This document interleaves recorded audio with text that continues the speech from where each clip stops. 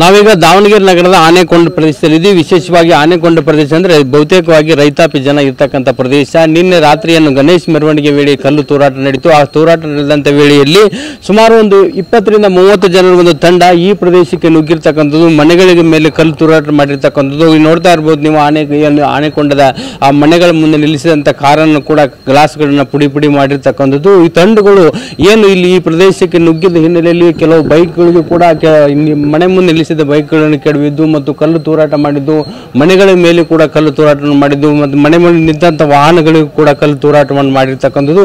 ಒಂದು ರೀತಿ ಭಯದ ವಾತಾವರಣ ಏನು ಸೃಷ್ಟಿಯಾಗಿತ್ತು ಅಂತ ಹೇಳ್ತಾ ಇರ್ಬೋದು ನೀವು. ಸಂಪೂರ್ಣವಾಗಿ ಏನು ಈ ಪ್ರದೇಶದಲ್ಲಿ ಇರ್ತಕ್ಕಂಥ ಈ ಪ್ರದೇಶದಲ್ಲಿ ಇರ್ತಕ್ಕಂಥ ಏನು ಆನೆಕೊಂಡ ಈ ಸುತ್ತಮುತ್ತ ಮಟ್ಟಿಕಲ್ಲು ಈ ಪ್ರದೇಶದಲ್ಲಿ ಇರ್ತಕ್ಕಂಥ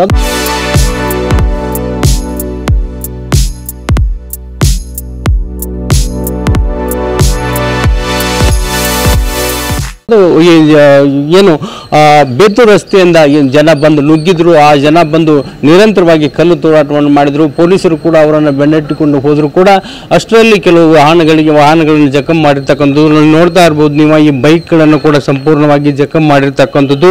ಒಟ್ಟಾರೆಯಾಗಿ ಇಲ್ಲೆಲ್ಲ ಬಿದ್ದಿರ್ತಕ್ಕಂಥ ಸುತ್ತಮುತ್ತಲ ಮನೆ ಪಕ್ಕದಲ್ಲಿ ಬಿದ್ದಿರ್ತಕ್ಕಂಥ ನಾನು ಕಾಲಲ್ಲಿ ನೋಡ್ತಾ ಇರ್ಬೋದು ಭಾರಿ ಪ್ರಮಾಣದ ಕಲ್ಲುಗಳು ಸಹ ಇಲ್ಲಿ ಬಿದ್ದಿರ್ತಕ್ಕಂಥದ್ದು. ಈ ಕಲ್ಲುಗಳನ್ನು ನೋಡ್ರಿ ಯಾರಾದ್ರೂ ತಲೆಗೆ ಪೆಟ್ಟಾದ್ರೆ ಸಂಪೂರ್ಣವಾಗಿ ಏನಂತ ಸಂಪೂರ್ಣ ಭಾರಿ ಗಾತ್ರದ ಕಲ್ಲುಗಳನ್ನು ಕೂಡ ಎಸೆದಿರ್ತಕ್ಕಂಥದ್ದು. ಈ ಕಲ್ಲುಗಳು ಕೂಡ ಇಲ್ಲೇ ಇರ್ತಕ್ಕಂಥದ್ದು. ಮತ್ತು ಏನು ಇದಕ್ಕೆ ಮುಖ್ಯವಾಗಿ ಕಾರಣ ಇರ್ತಕ್ಕಂಥದ್ದು ಏನು ಅದು ಅರಳಿ ಮರ ಸರ್ಕಲ್ನಲ್ಲಿ ಏನು ಗಣೇಶ ಮೆರವಣಿಗೆ ನೋಡಿ ಕಲ್ಲು ತೂರಾಟ ಶುರುವಾಯಿತು. ಅದರಲ್ಲಿ ಒಂದಿಬ್ಬರು ಪೊಲೀಸ್ ಸಿಬ್ಬಂದಿ ಕೂಡ ಗಾಯ ಆಯಿತು. ಅದಾದ ನಂತರ ಈ ತಂಡಗಳು ನಿರಂತರವಾಗಿ ಬಂದು ಬೇರೆ ಬೇರೆ ಪ್ರದೇಶಕ್ಕೆ ನುಗ್ಗಿ ಏನು ಈ ರೀತಿಯಾದಂಥ ಕಲ್ಲು ತೂರಾಟವನ್ನು ಮಾಡಿರ್ತಕ್ಕಂಥದ್ದು. ಏನು ಇದಕ್ಕೆ ಏನು ಕಾರಣ, ಆ ರೀತಿ ಏನಾಯಿತು ಮತ್ತು ಆ ಘಟನೆ ವೇಳೆ ಯಾರ್ಯಾರು ಇಲ್ಲಿ ಬಂದಿದ್ರಿ ಅಂತಕ್ಕಂಥ ಇಲ್ಲಿ ಸ್ಥಳೀಯರನ್ನು ತಿಳ್ಕೊಂಡು ಏನಾಗಿತ್ತು, ಎಷ್ಟು ಗಂಟೆಗೆ ಇದೆಲ್ಲ ರೆಡಿ ಆಯ್ತು? ಸುಮಾರು 8:30 ಸುಮಾರು ನಾವು ಊಟ ಮಾಡ್ತಾ ಇದ್ವಿ. ಅವಾಗ ಏನೋ ಒಂಥರ ಸೌಂಡ್ ಬಂತು ಸುಯ್ ಅಂತ ಜನಗಳು. ಅವಾಗ ನಾವೆಲ್ಲ ಎದ್ದು ಹೊರಗೆ ಬಂದು ನೋಡಿದಾಗ ಅವಾಗ ಗುಂಪಾಗ ಬೆಳಕು ಹಚ್ಚಿಬಿಡ್ತು. ನಾವು ಭಾಗಗಳಿಂದ ಒಳಗೆ ಬರೋಕ್ಕಾಗ್ತಾ ಇಲ್ಲ ಅವ್ರ ಶಬ್ದ ನೋಡಿ ಜನ ನೋಡಿ ಬರ್ತಾರ ಬಂದರ ಬೈಕು ಕೈಗೆ ಸಿಗ್ತಾವ ಕೆಲ್ತ ಹೊಡೆಯೋದು. ಬೈಕೆಲ್ಲ ಕೆಡವು ಹೋಗೋದು ಕಿಟಕಿಗೆಲ್ಲ ಕಲ್ತವನ್ನು ಹೊಡೆಯೋದು ಹೊಡೆದು ಹಂಗ ಕೇಕೆ ಹೊಡ್ಕೊಂತ ನಾವು ಯಾರ್ಯಾರು ಅವ್ರಿಗೆ ಒಂದು ಹೋಗಿಲ್ಲ, ಅವ್ರು ಹೇಳಕ್ ಹೋಗಿಲ್ಲ, ಅವ್ರಿಗೇನು ಗಲಾಟೆ ಮಾಡಿಲ್ಲ. ನಾವು ಗಣಪನ ಹಬ್ಬ ಕೇಕೆ ಹೊಡಕ್ ಹೋಗಿಲ್ಲ, ಅದಕ್ಕೂ ಹೋಗಿಲ್ಲ. ನಾವು ಮನೆಗದೆ ನಮ್ಮ ಕೆಲಸ ನಾವು ಮಾಡ್ಕೊಂಡು ಮನೆಗದೆ ಊಟ ಮಾಡ್ತಾ ಇದ್ವಿ. ಬಂದು ಎದ್ದನ್ನು ಗೊತ್ತಾಗಲಿಲ್ಲ. ಆ ಟೈಪ್ ಬಂದು ರೌಡಿಗೆ ಮಾಡಿ ಹಂಗ ಇದು ಮಾಡ್ಕೊಂಡು ಹೋಗ್ಬಿಟ್ರು ಅವ್ರನ್ನ. ಪೊಲೀಸರೆಲ್ಲ ಬರಲಿಲ್ಲ? ಅವಾಗೇನು ಪೊಲೀಸರು ಯಾರು ಇದ್ದಿಲ್ಲ ಅವಾಗೆಲ್ಲ, ಪೊಲೀಸರು ಯಾರು ಇಲ್ಲ ಅವಾಗ. ಪೊಲೀಸ್ ಮಹಿಳೆಯರೆಲ್ಲ ಬೇರೆ ಬೇರೆ ಮನೆ ಹೋಗಿ ಮಾಡ್ಕೊ, ಕೆಲವರೆಲ್ಲ ಬಡ ಮಕ್ಕಳು ಯಾರೆಲ್ಲ ಮನೆಗಳು ಅವರೆಲ್ಲ ಏನ್ ಮಾಡಿದ್ರು ಎದೆ ಹೋಗಿ ಬೇರೆ ಬೇರೆ ಮನೆಗೆ ಹೋಗಿ ಮಲಿಕ್ಕಿದಾರ.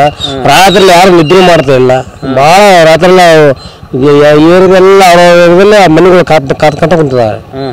ಬಹಳ ಇದಾಗಿದೆ. ಈ ಏರಿಯಾಕಡೆ ಯಾಕೆ ಬಂದ ನಿಮ್ಮ ಹುಡುಗರು ಏನಾದ್ರು ಗಣೇಶ ಮೆರವಣಿಗೆ ಯಾವ್ದಾದಕ್ಕೂ ಹೋಗಿಲ್ಲ. ಅದು ಯಾಕೆ ಬಂದ್ರೆ ನಮ್ಗೆ ಗೊತ್ತಾಯಿಲ್ಲ. ನಮ್ಮ ಗಲಾಟೆ ಮಾಡಕ್ಕೆ ಯಾರು ಹೋಗಿಲ್ಲ, ಈ ಏರಿಯಲ್ಲಿ ಯಾರು ಹೋಗಿಲ್ಲ, ಗಣೇಶ ಹಬ್ಬಕ್ಕೂ ಹೋಗಿಲ್ಲ, ಮೆರವಣಿಗೆ ಹೋಗಿಲ್ಲ.